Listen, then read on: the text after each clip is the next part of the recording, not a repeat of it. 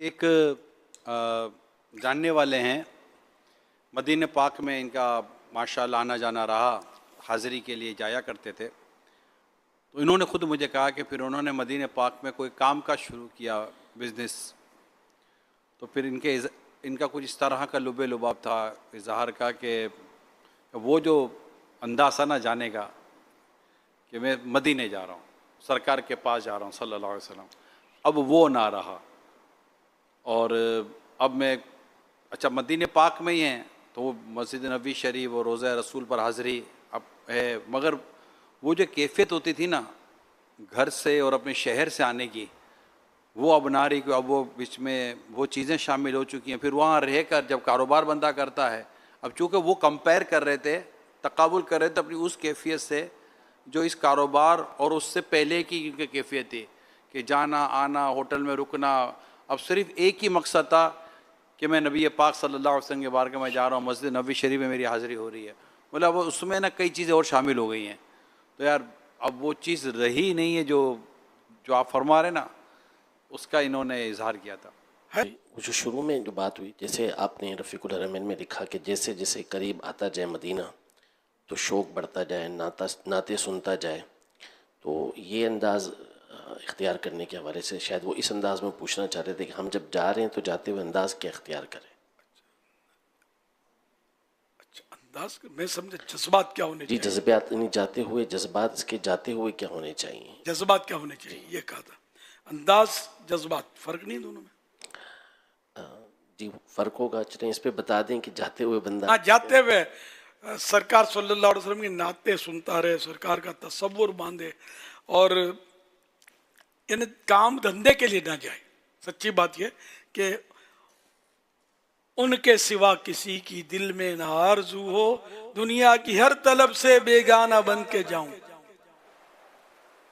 تو یوں ہر شے سے بیگانہ بن کر مال کے لیے نہیں، مولا کے لیے سفر اختیار کرے.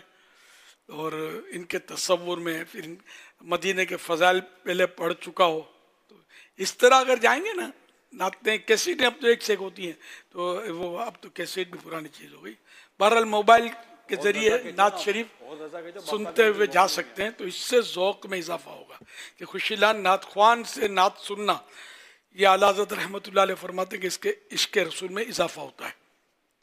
تو اس طرح جائیں گے تو انشاءاللہ اس کا لطف بھی کچھ اور ہوگا. اس میں ماحول چاہیے. عام طور پر جو ماحول نہیں ہوتا ایسا، سب مل کے جو جاتے ہیں ان میں، تو یہ کہ سب سے الگ تھلگ رہ کر ایئر فون چاہے تو کان میں پہن لیا، لیکن ہے نقصان دہ. بہرحال اپنے طور پر الگ تھلگ اپنی ترکیب بنائے گا نا، ان کی منڈلی میں چوکڑیوں میں نہیں بیٹھے گا نا عام لوگوں کی، تو بچت ہو سکتی ہے. ورنہ تو وہ ہاں ہاں ہاں ہاں ہاں ہو، اس پر تنقید اس پر تنقید، یہ بھی ہوتا رہتا ہے قافلوں میں.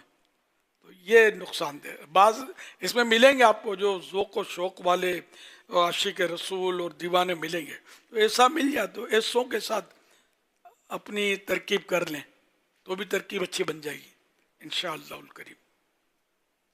جو بار بار جاتے ہیں نا، میں ہر سال جاتا ہوں 2 بار حج کرتا ہوں، ایک بار عمرے کے لیے جاتا ہوں. عام طور پہ ایسوں کی صحبت جو ہے نا آپ کو شاید راس نہیں آئے گی. اگرچہ بہت تجربہ کار ہیں، ان کو چپے چپے کی معلومات ہوتی ہے، لیکن وہ ذوق و شوق ان میں ہونا ہو سکتا ہے، ان میں بھی ہو، لیکن شاید وہ ذوق و شوق جو میں نے کہا نا کہ وہ زندگی میں پہلی بار جو جاتا ہے تو اس کی پیسہ ویسا جوڑ کے اس کے فرق ہوتا ہے. یعنی میں نے الحمدللہ عمرے بھی کیے ہیں، حج بھی کیے اللہ کی رحمت سے، اور میں نے یہ چند بار اپنے کومنٹس دیے بھی ہیں کہ بارگاہ رسالت کی حاضری میں عمرہ شریف میں وہ ذوق اور حج کا ذوق، ان میں نے فرق محسوس کیا حاضری کا.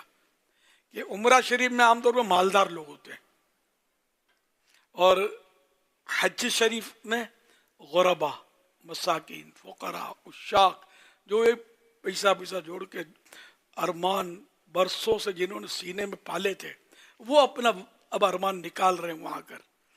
تو ان کی جو روحانی کیفیات ہوتی ہے، اس کے جو اثرات آتے ہیں نا، تو اس میں ذوق اور ہوتا ہے. یہ میں نے اپنا تجربہ کئی بار بیان کیا ہے. یہ فرق ہوتا ہے. اب کوئی مالدار یا جو بار بار جاتے ہیں, ناراضی کی ضرورت نہیں ہے. اب بات صاف کی ہے میرا, ناراض ہو تو آدھی روٹی کم کر دینا, مہنگائی کا دور ہے, کسی غریب کو دے دینا. ہر مالدار ایسا نہیں ہوتا, ایک سے ایک عاشق رسول بھی ہوتے ہیں مالدار, اس کا بھی انکار نہیں ہے. ایک مالدار کا واقعہ بھی کبھی کبھی میں بیان کرتا ہوں. بہت بڑا مالدار تھا. میں کسی کی دکان پر گیا تھا, وہ مالدار تھا, مال لینے نہیں گیا تھا, اور انہوں نے بولا ہماری دکان پر آؤ نا, تو میں چلا گیا ہوں گا. تو وہاں ایک اور مالدار آدمی پہلے سے موجود تھا, پوری داڑھی تھی اس کی, بزرگ تھے مالدار. ان سے زیادہ ان کی باتوں سے مجھے لگا ان سے بڑے مالدار تھے جن کے پاس میں گیا تھا. تو مجھے جانتے نہیں تھے شاید, لیکن پتہ نہیں میری انداز سے یا حلیے سے یا کیا ہے, یا کوئی جانتے ہوں, مجھے نام سنا ہو. کچھ سال پرانی بات ہے. تو مجھے کہنے لگا آپ کا یہاں کیا کام ہے, ان لوگوں کے پاس آپ آئے. اس سے اندازہ ہوتا ہے کہ بہت بڑے مالدار تھے, اس مالدار سے وہ ڈر نہیں رہتے.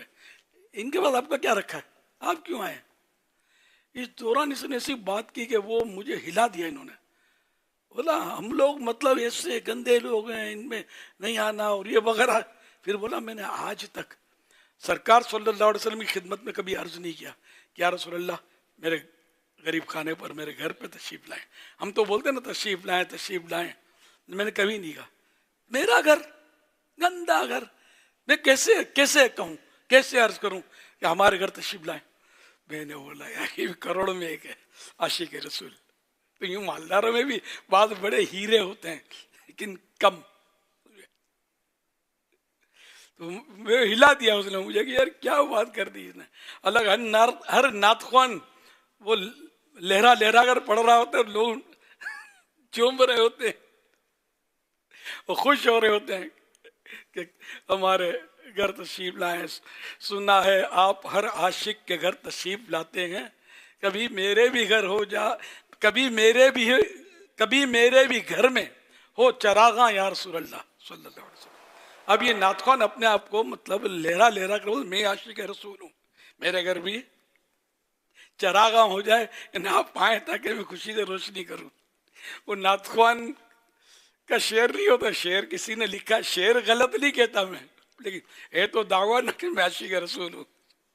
یہ سنا ہے, یقین نہیں آ رہا مجھے, بس سنا ہے کہ آپ ہر عاشق کے گھر تشریف لاتے ہیں, کبھی میرے بھی گھر ہو چراغاں یا رسول اللہ, یعنی کہ میں بھی تو عاشق ہوں تو میرے گھر میں بھی تو آ جائیے نا. یہ ایک ویسے ہی میں نے چٹکلے کے طور پہ عرض کیا, مگر اس کی بات مجھے بڑی لگی دل میں. کمال کا آدمی ہے, ایسوں کو تو سرکار اتنا نوازتے ہوں گے کہ کیا بات ہے. صلو علی الحبیب صلی اللہ علی محمد.